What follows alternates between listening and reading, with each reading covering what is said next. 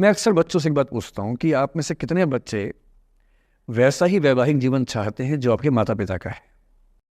मैं आपसे पूछूंगा नहीं, आप चिंता मत कीजिए। लेकिन जब जब मैंने पूछा है, मुश्किल से 1 या 2% ने हाथ खड़ा किया है। 97-98% लोग मानते हैं कि वैसा तो नहीं चाहिए, उससे कुछ अलग चाहिए। क्योंकि हम सब जानते हैं कि हमारे माता पिता भी, हमारे समाज के बाकी लोग भी बहुत समझौते करते हैं ताकि बच्चे अच्छा जीवन जी सके। आप भी करेंगे समझौते, सबको करने पड़ते हैं।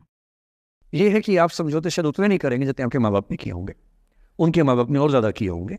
हर पीढ़ी कम समझौते करती है, ये समाज के विकास का एक तरीका होता है।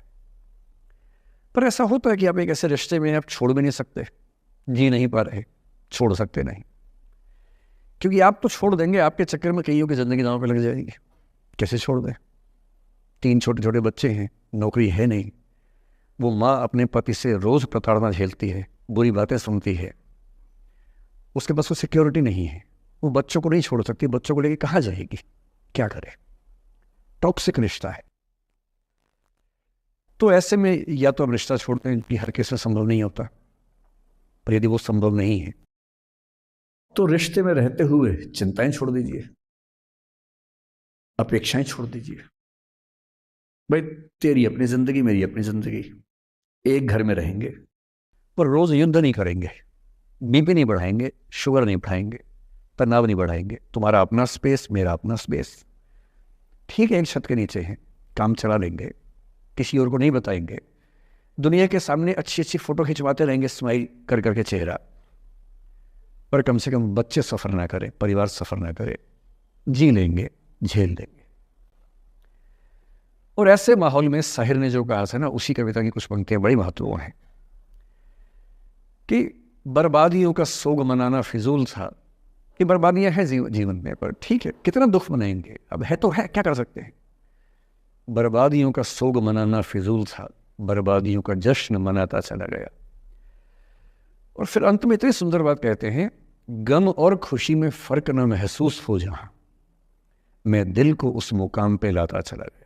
कि ठीक है, जैसी ज़िंदगी है उसको वैसे जिएंगे, अपेक्षाएं नहीं पालेंगे, ना तुम उम्मीद करना, और हम किसी तरह से मैनेज करके ज़िंदगी गुजार लेंगे। ये है अंतिम जो आपके जीवन में समस्या हो सकती है, करियर को लेके हो सकती है कि आपने कुछ करियर दिमाग में रखा हुआ है, ठान लिया है कि आईएएस बनना है या कुछ बनना है। आप कुछ भी ठान लें, सिर्फ आपके हाथ में नहीं होता है, सफलताएं असफलताएं जीवन में रहती हैं। 10-11 लाख लोग आईएएस का फॉर्म भरते हैं, 5 लाख आईएएस का एग्ज़ाम देते हैं, 1000 का सिलेक्शन होता है। हर एग्ज़ाम में घुमा फिरा की यही स्थितियाँ होती हैं। पॉलिटिक्स में, स्पोर्ट्स में, बिजनेस में, हर जगह कंपटीशन इतना है। सफल होने की जितनी संभावना है, उससे कई गुना संभावना विफल होने की हर क्षेत्र में है। सफल नहीं हो पाए तो क्या करेंगे? और मैंने ऐसे लोगों को देखा है कि आईएएस नहीं बन पाए 20 साल पहले, और 20 साल से रोज़ घुट रहे हैं कि आईएएस नहीं बन पाए। रात दिन यही ख्याल होता है कि आईएएस नहीं बन पाए, या पीसीएस नहीं बन पाए, या कुछ खास सोचा था जो नहीं कर पाए। तो मैं आप लोगों से निवेदन करूंगा कि यदि आपकी आर्थिक पृष्ठभूमि ऐसी नहीं है कि जो बहुत मजबूत हो, तो हमेशा एक बैकअप ऑप्शन ज़िंदगी में लेके चलिए। किसी करियर को दिमाग पे इतना हावी मत होने दीजिए कि वो नहीं मिलेगा तो कुछ नहीं होगा।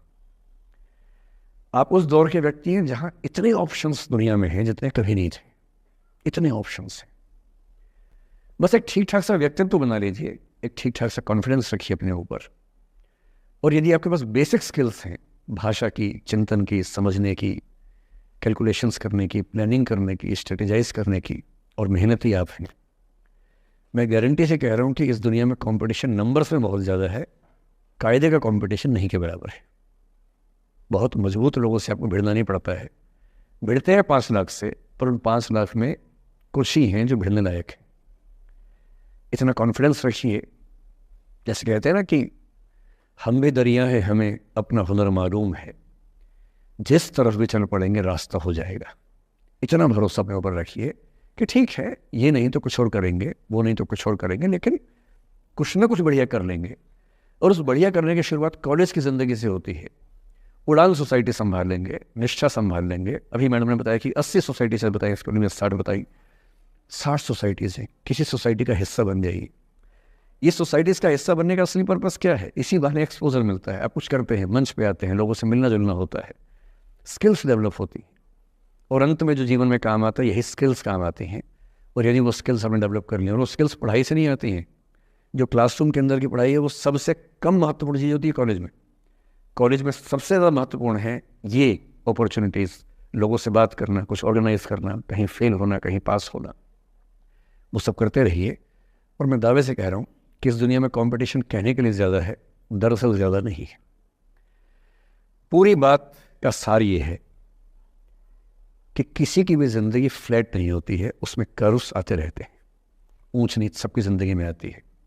मैंने भी कम नहीं झेली है, आज मैं यहाँ खड़ा हूँ ऐसे नहीं खड़ा हूँ, कुछ तो झेला ही होगा, मैंने भी ठीक ठाक झेला है। जिस उम्र में आप मौज मस्ती करते हैं, मैंने उस उम्र में कैलकुलेटर बेचे हैं। मैं सेल्समैन रहा हूँ 17 की उम्र में, और मैं बिजनेस फैमिली से नहीं हूँ। बिजनेस फैमिलीज में बच्चों को 17 में काम पे लगा देते हैं। मैं तो नौकरी पेशा परिवार से था, कुछ समस्याएं थी तो सेल्समैन बन के घर घर में जाके बेचना पड़ता था। तौहीन भी होती थी, लोग धिक्कारते भी थे, मजाक भी उड़ाते थे। वो समझे ना है, अपना खर्चा 17 की उम्र से खुद उठाया है, क्योंकि घर में दिक्कत थी। तो क्यों मांगू मैं घर से पैसे भाई, जब मुझे पता है कि मेरे घर में दिक्कत थी उस समय, क्यों मांगू? आपकी जिंदगी इस दुनिया के करोड़ों अरबों लोगों से बेहतर है, कुछ एक लोगों से खराब है। केवल उन कुछ एक पे ध्यान मत दीजिए, उन करोड़ों पे भी ध्यान दीजिए जिनसे अच्छी आपकी जिंदगी है। और इतनी कुव्वत आपके अंदर है, आप इस देश के सबसे अच्छे विश्वविद्यालयों में से एक, दिल्ली विश्वविद्यालय के सबसे अच्छे कॉलेजेस में से एक हंसराज कॉलेज में विद्यार्थी हैं। ये मजाक नहीं है, आप इस देश के एलीट हैं, एलीट। इस कॉलेज और यूनिवर्सिटी का नाम बोलते ही कितने बंद दरवाजे खुल जाते हैं, आपको अंदाजा नहीं है, आगे जाके समझ में आएगा। बस इतना करना है कि जब जब जिंदगी नीचे की तरफ जाए, थोड़ा सा हौसला बना के रखिए। कुछ ही दिन की बात होती है, हर चीज़ कुछ ही दिन की होती है। बहुत अच्छे वक्त में और बहुत बुरे वक्त में एक ही वाक्य कॉमन याद रखिए, कुछ दिनों की बात है, ये वक्त गुजर जाएगा। बहुत अच्छा हो तब भी ध्यान रखना है, आदत नहीं बनानी है। बहुत बुरा हो तब भी ध्यान रखना है, ये सब खत्म हो जाएगा। सोशल मीडिया पर ट्रोलिंग आजकल का एक नया सच है, जो आप लोग बड़ा मुश्किल होता है जब झेलते होंगे। आपने एक फोटो अपलोड की, कोई लाइक ही नहीं कर रहा, आप बार बार देखने घूमोगे लाइक किया कि नहीं किया। दोस्तों को फोन कर रहे हैं, लाइक कर, तो लाइक कर, तो भी लाइक कर, चल 5 लाइक करवाए, 8 लाइक करवाए, नहीं लाइक हो रहा। फिर आपने कुछ ऐसा बोला, किसी ने उसकी छोटी सी क्लिप काट के चला दी, और आप अचानक सबकी नज़रों में किरकिरी बन गए। गालियाँ पड़ रही हैं, आलोचनाएं हो रही हैं, लाखों लोग फतवे जारी कर रहे हैं आपके ऊपर। इतनी बेचैनी होती है इस दौर में। पहले के दौर में ये नहीं था, आपने कहीं कुछ बोला, खत्म हो गया। अब किसी ने रिकॉर्ड कर ली, सोशल मीडिया पे आ गई, खत्म ही नहीं हो रहा। राइट टू बी फॉरगॉटन हमारे देश में है नहीं, और प्रैक्टिकली संभव भी नहीं है। कैसे आप उसको अप्लाई करेंगे? आप कभी ना कभी कुछ ऐसा बोलेंगे, या तो गलत बोलेंगे या उसमें से कोई क्लिप कोई काटेगा, इतनी गालियां पड़ेंगी और पहली बार जीना मुश्किल हो जाता है। मैंने आज से 7-8 साल पहले 1.5 साल तक एंग्जाइटी की दवाइयाँ खाई हैं, जबकि मैं बहुत ही मस्त वाला किस्म का आदमी हूँ, मैंने खाई हैं। और जीवन में एक आध ऐसा दौर सबका आता है, आ जाना चाहिए। जब जीवन में एक आध बार ऐसा हो कि सारी दुनिया पीछे पड़ गई है, बहुत दिक्कत होगी, घबराहट होगी, बेचैनी होगी, एंग्जाइटी होगी, डिप्रेशन होगा, सब कुछ होगा। लेकिन एक बात ध्यान रखना, मेरी इस बात को ध्यान रखना, वो पहली और आखिरी परीक्षा है, उसके बाद कभी नहीं होगा। 8 साल पहले ऐसा कुछ हुआ था कि मैंने बहुत दवाइयाँ खाई, 1.5 साल दवाई खाई, 1.5 साल खाई दवाई। कारण पता था, कारण ठीक हुआ, दवाई छूट गई। उसके बाद मैंने ज़िंदगी का सबसे मुश्किल फेज़ पिछले साल झेला था, जब मेरे एक वीडियो की क्लिप मीडिया पर चली, FIR हुई, पता नहीं क्या क्या हुआ, सब कुछ हुआ। और मैं आपके सामने बहुत ईमानदारी से कह रहा हूँ, मुझे तनाव नहीं हुआ, डिप्रेशन नहीं हुआ, एंग्जाइटी नहीं हुई, क्योंकि मैं पहले झेल चुका था। अब पिछले 7 दिन से मेरी 5 साल पहले की क्लिप चला रहे हैं वीडियो आजकल। 2019 के इलेक्शन से पहले जनवरी में मैं क्लास लेते हुए कह रहा हूँ कि अब इलेक्शन का टाइम आ गया, अब मंदिर का तमाशा शुरू हो जाएगा, और ये पॉलिटिक्स के मामले हैं, सब बेकार की बातें। उस समय ना सुप्रीम कोर्ट का जजमेंट आया था, ना कुछ और हुआ था। आज मेरा बड़ा सीधा स्टैंड है कि जब सुप्रीम कोर्ट की कॉन्स्टिट्यूशन बेंच ने 5-0 से सहमति दी है, और उसके बाद कॉन्स्टिट्यूशन तरीके से मंदिर बन रहा है, मैं कौन होता हूँ नाराज़ होने वाला? मुझे क्यों खुश नहीं होना चाहिए? दुनिया में हर धर्म के ईश्वरों के नाम पर मंदिर हैं, उनके जन्म स्थान पर मंदिर हैं, मेरे धर्म में क्यों नहीं होना चाहिए? मुझे क्यों परेशान होना चाहिए? और कुछ लोग पिछले 7 दिन से 5 साल पहले के क्लिप चला रहे हैं। मेरी टीम परेशान है, मैं परेशान नहीं हूँ। मुझे भेजते हैं कि सर ऐसे हो गया, सर इतने वीडियो चल रहे हैं। मैं सुनता हूँ पर तनाव नहीं होता है, क्योंकि मुझे पता है कि किसी दिन किसी मंच पर हो, जैसे आज मैंने बात बोल दी कहीं और बोल दूंगा, बात खत्म हो गई। कितना लोड लेंगे? और आप लोड लेते रहेंगे तो दुनिया देती रहेगी। दुनिया के पास बहुत है देने के लिए, वो हमेशा देते रहेंगे। खुद को ऐसा फूल प्रूफ बना लीजिए, शील्ड बना लीजिए अपने आसपास कि तनाव आता है फिसल के निकल जाता है।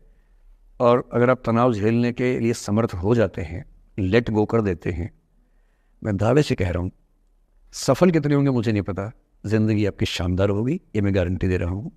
और जब जब बुरा अनुभव हो, जब